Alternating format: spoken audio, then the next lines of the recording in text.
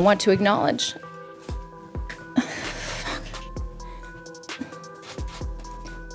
most of all, I want to acknowledge the children who are terrified and suffering at this moment, and the many people for whom this legislation comes too late.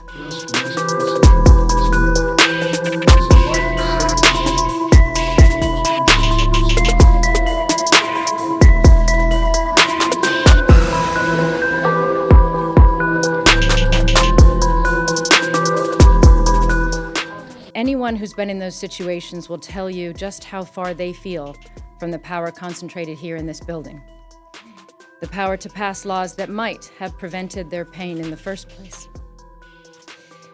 The reason that many people struggle to leave abusive situations is that they've been made to feel worthless. When there is silence from a Congress too busy to renew the Violence Against Women Act for a decade, it reinforces that sense of worthlessness. You think, I guess my abuser's right. I guess I'm not worth very much.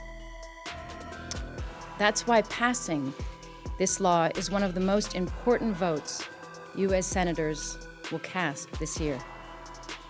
The ugly truth is that violence in homes is normalized in our country.